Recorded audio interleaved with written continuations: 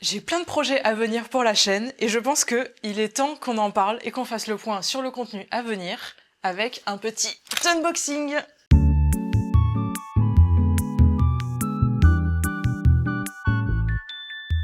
Aujourd'hui, on va pas faire un tuto, on va partir sur quelque chose de beaucoup plus chill, beaucoup plus simple. On va faire un petit unboxing. J'ai plein d'idées de contenu à venir et pour ça, forcément, j'ai besoin de matériel, j'ai envie de développer la chaîne, j'ai envie qu'on aille loin, qu'on fasse plein de choses, j'ai envie d'essayer plein de trucs différents que j'ai jamais osé tester avant. J'ai un peu craqué mon slip, mais il y a plein de trucs cool qui arrivent. Et donc je me dis, est-ce que c'est pas le moment de faire un point sur les projets qui vont bientôt arriver sur la chaîne, que je vous en parle, que je vous donne mes idées. Et puis si vous avez des idées aussi, vous pouvez me les donner parce que je suis à votre écoute et que je trouve ça super sympa. Ça fait que quelques mois que j'ai lancé la chaîne et vous m'avez déjà appris plein de choses que je ne connaissais pas. Et c'est vraiment ce que je recherchais, c'est d'avoir des gens qui me conseillent parce que je suis quelqu'un qui aime apprendre. Je n'ai pas la prétention de penser que je connais tout sur tout. Et ouais, je demande qu'à apprendre, c'est trop cool d'apprendre. On va commencer tout de suite. Donc, par quoi on commence? J'ai un gros sac. Hein. Alors, j'ai fait une commande sur Vinted récemment. J'ai acheté cette chemise en jean.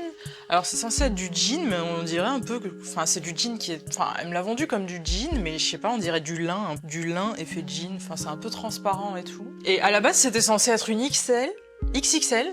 Elle la vendait comme une XXL et en fait en la déballant je me rends compte que c'est du M. Bon, j'ai quand même confirmé la commande parce qu'en vrai elle me l'a vendue pour 2 € et elle est à ma taille donc je pourrais la porter. Et en vrai je la trouve très sympa pour l'été et tout et je pense qu'il y a moyen de faire quelque chose avec mais je sais pas encore quoi. Donc si vous avez des idées pour une petite chemise comme ça d'été, qu'est-ce qu'on peut faire de sympa? J'ai quelques trucs en tête mais je sais pas encore trop, je me laisse le temps de réfléchir pour cette chemise, je sais pas trop. Je vais la porter quelques fois, voir qu'est-ce que je pourrais améliorer. Mais en tout cas je la trouve trop belle et vraiment je l'ai eu pour 2 € quoi. Et avec cette chemise j'ai commandé un lot de laine et vraiment Vinted pour la laine c'est une folie.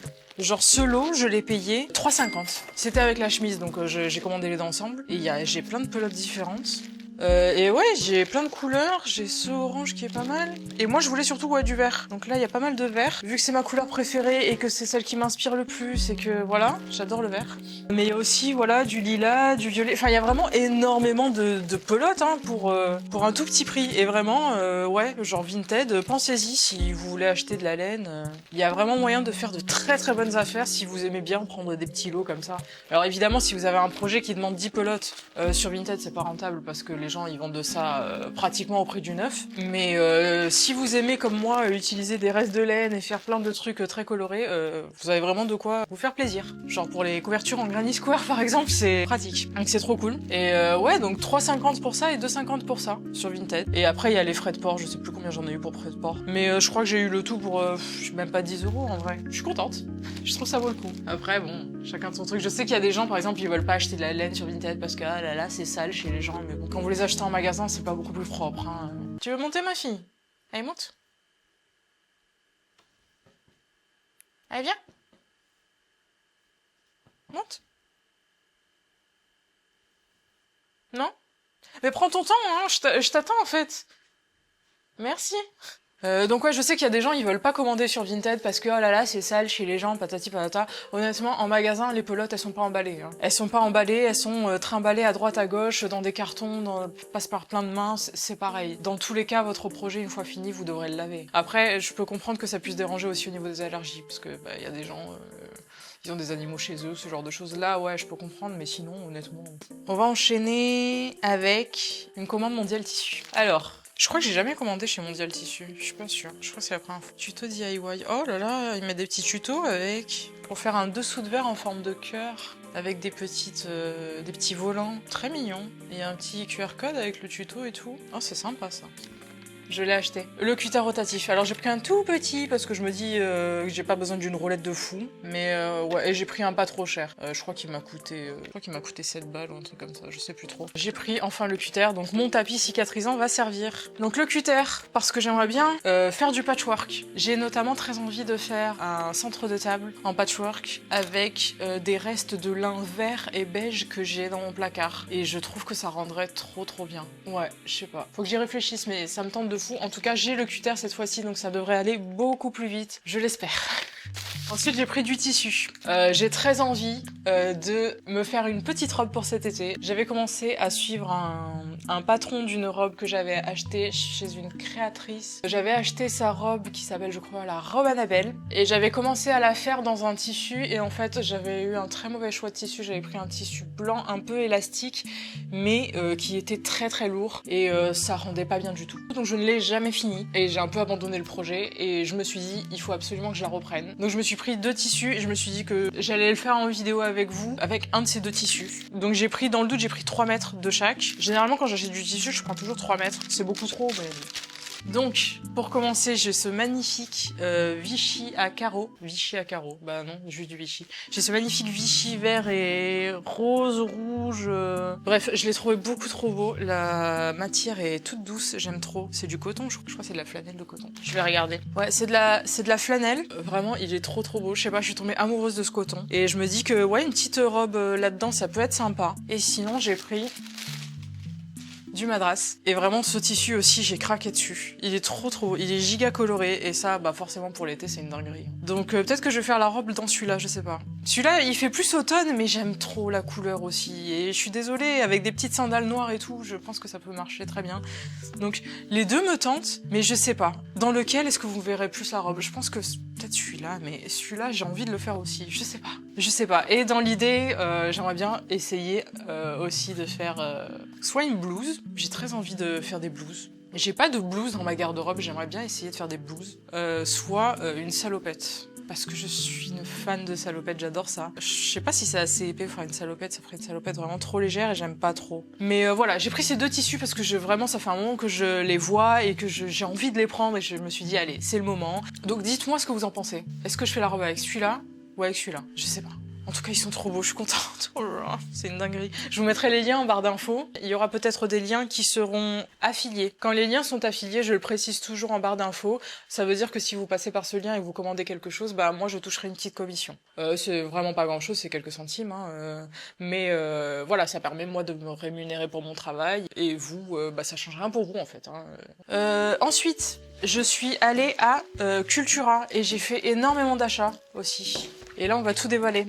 À part ce truc que j'ai déjà déballé, et je vais vous en parler tout de suite, c'est un crayon, comment ils appellent ça? Crayon à marquer effaçable à l'eau.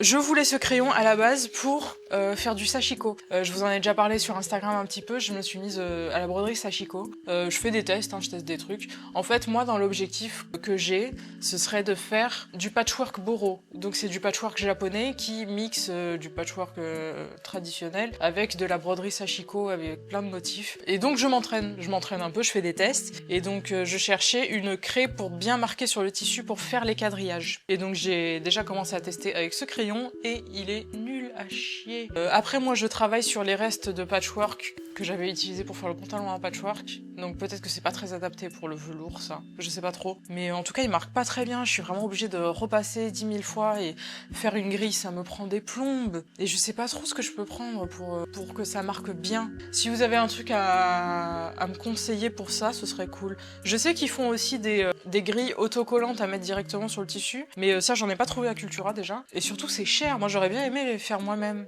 On va voir. En tout cas ouais j'avais acheté pour ça et au final bah je suis un peu déçue. Ensuite, les marqueurs acryliques. J'ai l'impression que c'est un peu le truc de base quand on aime bien les activités créatives d'avoir ça à la maison. Et j'en ai jamais acheté, c'est la première fois. Tellement de possibilités avec ça au final.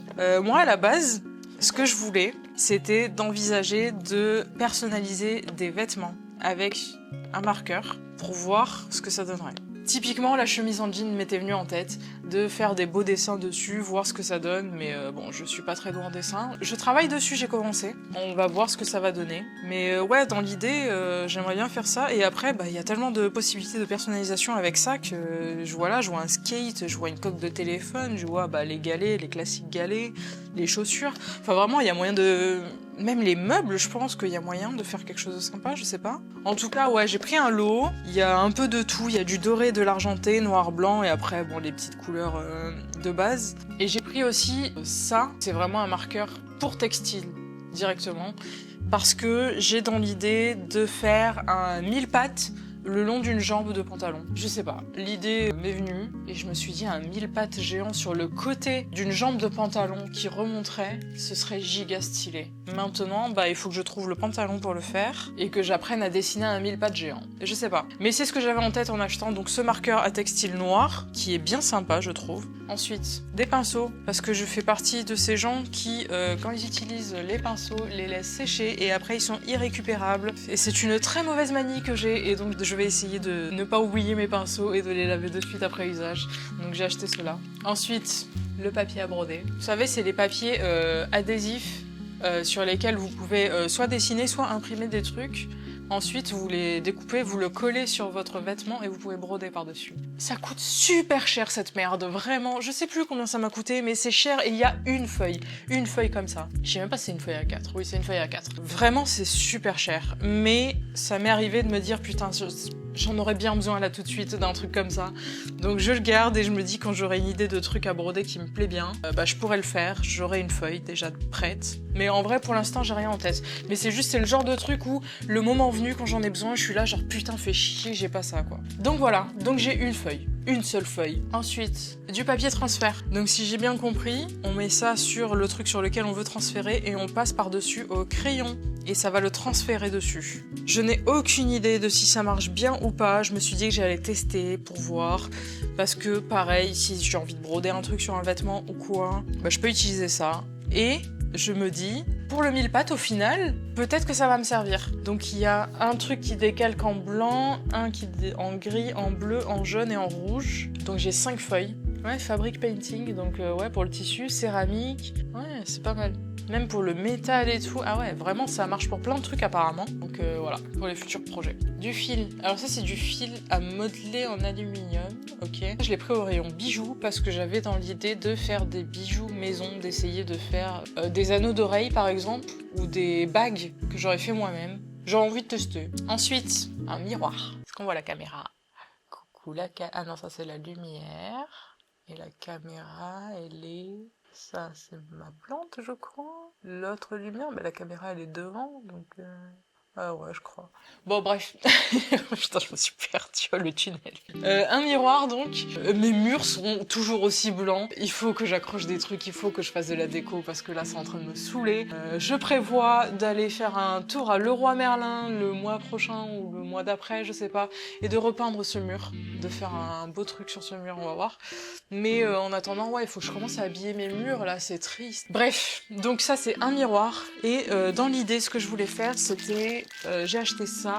Ça, c'est un truc, c'est une suspension pour lampe, je crois. Bref, mais dans l'idée, je voulais coller le miroir ici, au centre. Et autour, à la base, je voulais mettre des boutons, mais je suis en train de me dire j'aimerais bien reprendre la mosaïque. Et j'aimerais bien peut-être faire un tour en mosaïque autour. Mais là... De ce que je vois, c'est peut-être pas assez large, donc il faudrait peut-être que je retourne à Cultura et que je prenne un cercle plus large, parce que j'aimerais bien faire un contour en mosaïque avec des beaux motifs et peut-être du texte, je sais pas. J'ai trop envie de reprendre la mosaïque en fait. Ouais, ça me trotte vachement dans la tête la mosaïque dernièrement et soit je fais le miroir, soit je fais autre chose, mais ça va revenir sur la chaîne. En plus, c'était quelque chose qui vous avait vachement plu l'année dernière quand je l'avais fait. Et ouais, j'aimerais bien en refaire parce que j'avais trop aimé cette activité. Peut-être partir sur quelque chose d'un peu différent, je sais pas. Il me reste encore les tubes de l'année dernière, mais je me dis peut-être partir sur d'autres couleurs. Mais ouais, ça me parle bien. Et bah c'est tout pour mes achats à Cultura. Je vais tout remettre dans le sac. Ah, non, c'est pas tout.